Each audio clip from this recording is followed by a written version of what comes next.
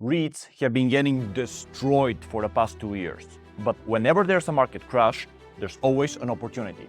I believe we are in a unique moment in history when the opportunity to make money with REITs has never been better. And in this video, you will understand why and how you can take advantage of it. Okay, so in order for you to be able to understand this incredible moment we are in, we have to go back to where things started. In the beginning of 2022, as a response to the high inflation, the Federal Reserve hiked interest rates for the first time in 3 years. Almost no one expected what came after that. What started as a 0.25% hike turned into the most aggressive interest rate increase in recent USA history, bringing the rate from 0 to 5.5%. This spiked the biggest market downturn since the financial crisis of 2008, both for broader equity markets and for REITs. However, in 2023 and the beginning of 2024, the big indices like the S&P 500 and the Nasdaq 100 not only recovered, but even reached all-time highs. REITs did not. And here lies the opportunity. By the end of this video, you will see a few charts which will show you exactly how you can turn this into a life-changing investment and why now might be a once-in-a-lifetime opportunity for REIT investors. But in order to do that, you need to understand why REITs crashed so hard when the Fed started raising rates. There are 3 key drivers of that. The first is what's known as the risk-free rate. The risk-free rate is basically the return investors get on their money, you guessed it, without taking risk. Generally, this would be considered things like government bonds and money market funds. Because the Federal Reserve hiked interest rates so much, suddenly these instruments were no longer yielding 0, but around 5%, which meant that a lot of people simply withdrew their money from stocks, and particularly income stocks like REITs and utilities, to put them there. This created a situation where a lot of REITs simply sold off to reflect the reduced interest in them by investors, not because there was something wrong with the companies. Imagine it like this. If you could get 5% with 0% chance of losing your money, and yet you had an investment in a company giving you currently 3%, where you had 3% chance of losing your money, you would demand the company to start giving you at least 6%. However, since the dividends of REIT are generated by their profit, which is generated by the rents they receive, they cannot just magically start charging their tenants twice the amount they have been charging them just until a few months ago. As a result, the only way the math could work was by their share prices dropping enough so that their dividends could now yield those 6% of their current share price. As you can see, this is not a situation in which there is anything wrong with the stock, it's just the shifting of investors' expectations. So this is the risk-free rate reason. Make sure you remember it, as we'll come back to it later in the video. The second reason why REITs crashed so hard was because of borrowing costs. The real estate investment trust is a structure that allows companies to own and operate income-producing real estate by pooling the capital of even small investors like you and me. The catch is that they have to distribute 90% of their taxable income as dividends, which will allow them to not pay corporate tax. At first glance, this is great for us dividend investors. However, it also means that unlike normal corporations, REITs cannot simply retain their cash if they choose so and reinvest it to grow their business, which means they have primarily 2 ways to grow: by issuing new shares and by taking on debt. However, as you might have guessed by now, because of the raising of interest rates, debt became more expensive. As a result, investors perceived that REITs will have trouble growing in the next years and headed for the exits, crushing their price. Now, this is not always the case. As you can see from this research done by the National Association of Real Estate Investment Trusts, also known as NAREIT, generally in the past, when interest rates have risen, so have REIT returns. This is because usually the Fed starts raising interest rates when the economy is doing great and they want to take a little bit of steam off. And if the economy is doing great, then that means that businesses are expanding, people are buying houses, and more real estate is needed. Landlords can then charge more for the existing real estate by raising rents. So basically the same fundamentals of the economy that make the Fed raise rates improve the business of real estate investment trusts. However, this was not the case in 2022. Which brings me to the third reason why REITs crashed so hard, and that is the speed of the rate hikes. As I already pointed out, this was the fastest increase in interest rates in recent history. The reason for it was that unlike previous slower rate hike cycles, here the Fed wasn't simply trying to gradually cool down a great economy. They wanted to quickly crush inflation and prevent it from going out of control. This basically broke the correlation between rising rates and rising REIT returns, because when interest rates rise very fast, there is no way REITs can adjust their rents to the new reality on time. And going back to the previous point, especially if they have a lot of debt they have to refinance soon, it will prevent them from growing and might even hurt their profit. Remember how REITs need to pay out 90% of their taxable profit to investors, and as a result, have to rely on debt to grow? Well, in an environment where debt costs have gone up a couple of percentages within a year, it makes adjusting very hard, which generally slows down growth. Hence, REIT prices crumble.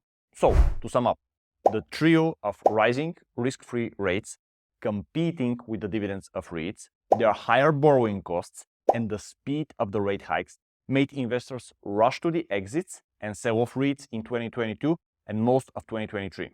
Now, how does that help you, and why am I telling you this? We'll get there, and by the end, I promise it will all make sense and you will understand why this is a golden opportunity.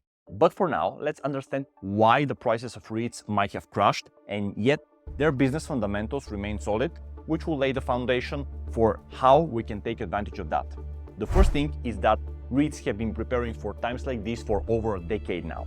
During the financial crisis of 2008, a lot of REITs had huge issue because of high debt compared to their assets. Think of it as the percentage your mortgage is to the value of your house. If you take an 80% mortgage, it means you have a loan-to-value ratio of 80% because your debt is 80% of the asset.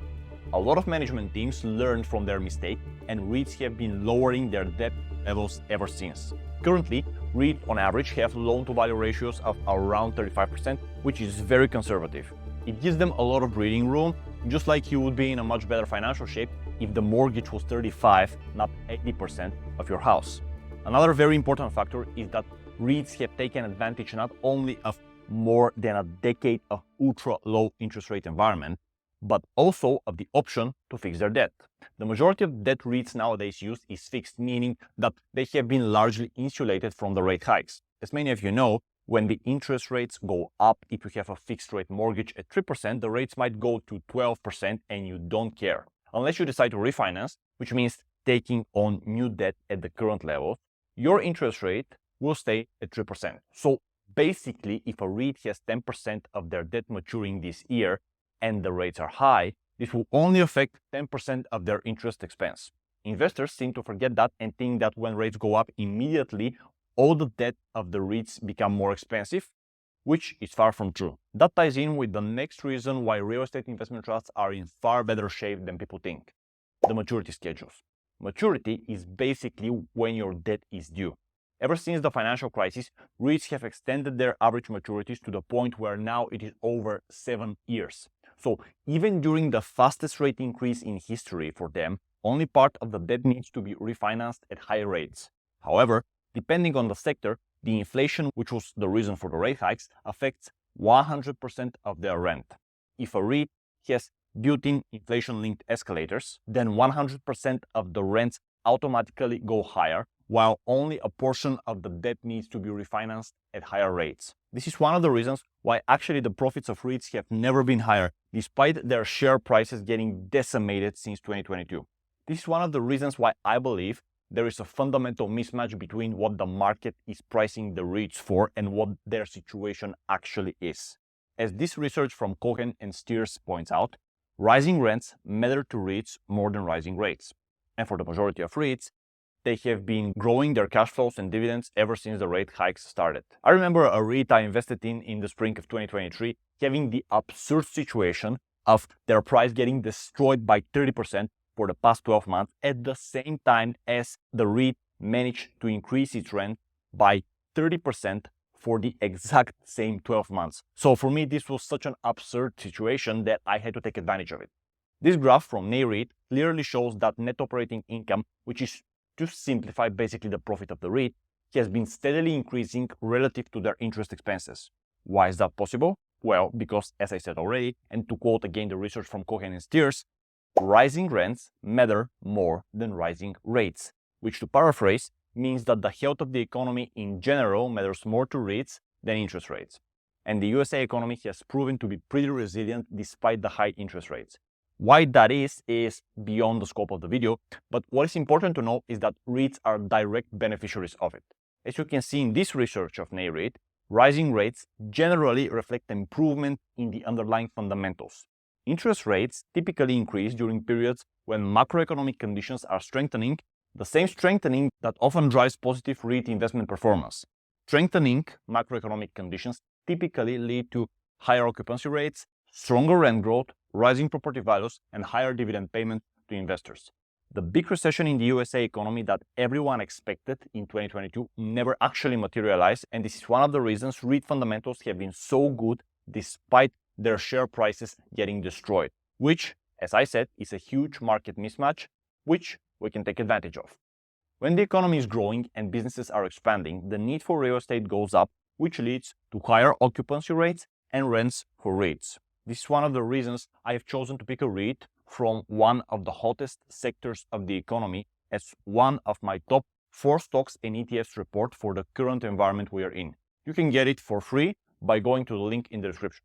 Alright, now that you have the basics, let me now show you why I think REITs will deliver huge outsized returns in the near future once rates start getting cut. Basically, what I expect is the reverse reaction of what happened in 22 and 23 when the rates were getting raised by the Fed. So the reason why REITs fail will be the reason they go up. Here is why. First, because of the lowering of the risk-free rate. As you remember, the risk-free rate is what investors get from investments like money market funds and government bonds. This forms their expectations for the yields and returns on any other investment. When the rates fall, the interest on bonds will fall as well, which will mean that if right now an investor is happy to sit in 5% yielding money market fund and demands at least 6% from a REIT, their expectation will change when the money market fund starts giving them 2%.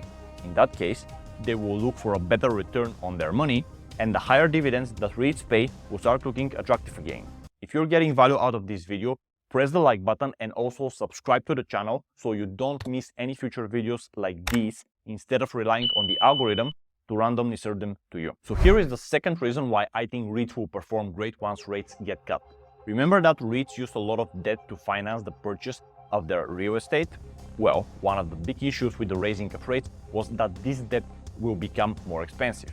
If this was the market expectation, then it is completely logical that when rates start going down, investors will flood into REITs because now these companies will have access to cheaper debt, allowing them to grow faster.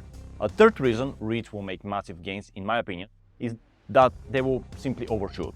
Because of the irrational sell-off in 22 and 23, the reverse reaction will probably be equally irrational to the upside. We all know that markets are prone to wild swings that way overshoot in each direction, and as investors, we can take advantage of it.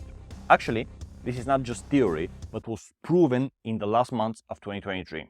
What happened was that the market started believing that the Fed may be done raising interest rates as inflation cools and economic growth slows. As a result, REITs had their 5th best monthly return ever in November 2023. This was turbocharged by Fed Chair Jerome Powell's comments in December about cutting rates in 2024. This led to an almost 22% rally in the span of 2 months in November and December for the real estate sector compared to 12.5% for the S&P 500. In my opinion, this is a sign of things to come. Imagine if this was the result of just a hint at cutting interest rates, what will actually happen when the first rate cut comes. Before we get into the part where I prove to you what happens with REITs when rates are cut by showing you research about the past, a minor reason why investors might favor REITs in the next few years is the fact that higher rates have led to a lowering of the supply of new buildings. Obviously, this varies location by location and sector by sector, but in general, when you have a prolonged period of low rates, a lot of new buildings are being built because capital is cheap. This happened in a lot of places during the pandemic. However, the reverse is also true. Because of the high rates in recent years, it has been harder to finance properties, which will lead to less new competition for the existing buildings the REITs own. Now, if all of this is a little over your head and you want a more beginner-friendly explanation of all the investing concepts I have been talking about, then I invite you to my free investing masterclass, which you can sign up for in the link in the description. It is an event where I explore investing for financial freedom, how our money works, and answer questions. By the end of it, I also introduced my dividend method program, in which I have a dedicated lesson for investing in real estate investment trusts, which you can join if you wish to. Alright, it's time to look at some research on how have REITs behaved in situations like this in the past. I will show you that everything I have talked about is not just theory, but has already happened in previous economic cycles. As you can see from this research, REITs usually outperform the general stock market and private real estate significantly when the Fed has stopped the raising of rates. Now, I want to be clear here that this is a historical comparison, which means that the data has been taken when it had been clear that the Federal Reserve has already stopped.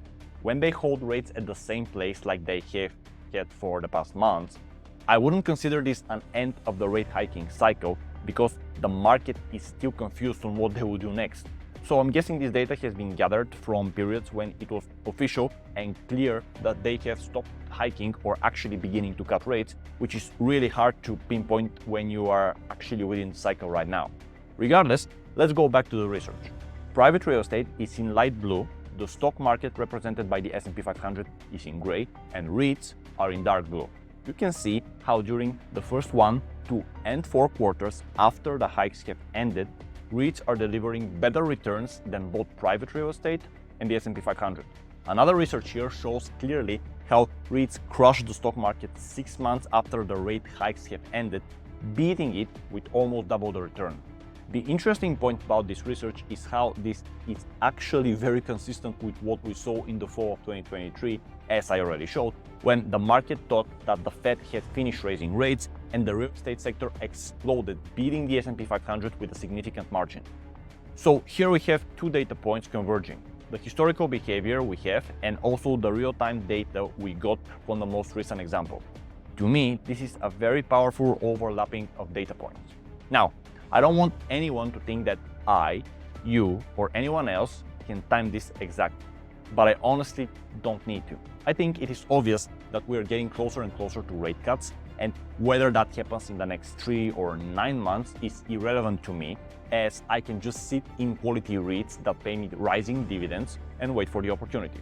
Speaking of that, I think we are seeing more and more signs of this moment approaching. Several articles and studies have been pointing towards that in recent months, like this one of the asset manager Vanek, which talks about the REIT recovery of 2024, this one of Morningstar pointing towards significant discounts in the REITs, and also the most recent economic data that came out, which increased the chances of a near-term rate cut. The USA economy added fewer jobs and jobless claims rose, which led to an outperformance of real estate stocks for the 2nd straight week compared to the rest of the stock market. Now, as I said, I don't want you to think that the timing is certain and you will find the exact bottom of the market just before it shoots up, because usually you won't. But my theory is that we should try to be directionally correct, not time the market with exact precision. When it comes to the specific sectors within the REIT market, I'm hesitant to make huge bets, as my strategy is to pick fundamentally good companies that I'm happy to own long term. That way, even if my thesis is incorrect, I might lag the market, but I will be generally fine and my dividends will keep coming. But if I'm right, I will make huge capital gains, which I always see as a bonus, not the main goal. However, if we look at the most recent example I talked about in the last month of 2023, here is the performance of the different sectors. So let me know in the comments, what do you think of my thesis? I personally read and reply to all of them, and I greatly appreciate all of your input. Also, don't forget that everything I said is my opinion only, and neither do I have a crystal ball, nor do I know your personal financial situation. It is just my thoughts and what I'm doing when it comes to REITs, and it's not a financial advice. It is vital for you to become more educated and have your own thesis, which is why you should check this video that should have appeared on your screen right now to continue with your investing education. I will see you there.